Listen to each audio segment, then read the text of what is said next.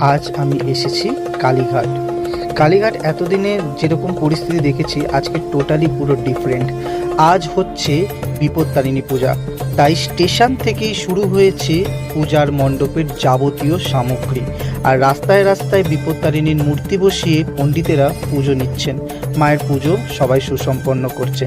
আমার কাছে এই এক্সপিরিয়েন্সটা নতুন ছিল। আমি গিয়েছিলাম যদিও কালী মাকে পুজো দিতে, বাট বিপত্তারিণীর দর্শন করে প্রথমবার বিপত্তারিণী মাকে এইভাবে দেখলাম, এরকম একটা রূপ। সত্যি আমার কাছে মন মুগ্ধকর একটা পরিবেশ। যাই হোক, ভেতরে একটা পান্ডাকে ধরেছিলাম, যিনি ভেতরে মন্দিরটা ঘোরাতে আমাকে সাহায্য করেছে ভেতরে ঢোকাতে। যাই হোক, ভেতরে ঢুকে মায়ের পুজো দিয়ে নির্বিঘ্নে বাইরে বেরিয়েছি। আর এত ভিড়, এত ঢল মানুষের যে বলে বোঝানোর মতো না, কারণ আজকে বিপত্তারিণী পুজো। দিনটা সত্যিই খুব ভালো। দেখতে দেখতে চলে এসেছিলাম আদি গঙ্গা, সেখানে রিনোভেশনের কাজ হচ্ছে। আর সেখানে বেহুলা লক্ষিন্দরকে প্রণাম করে একে অপরের সিঁদুর খেলা পর্ব দেখে চলে এলাম আবার বাড়ির পথে। যাই হোক, একটা ছোট্ট ভিডিও, ছোট্ট রিভিউ তোমাদের কাছে শেয়ার করা।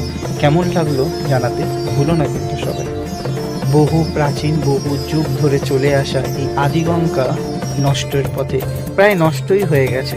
তারই রিনোভেশনের পথ দেখে আরও সত্যি মনটা ভরে উঠল।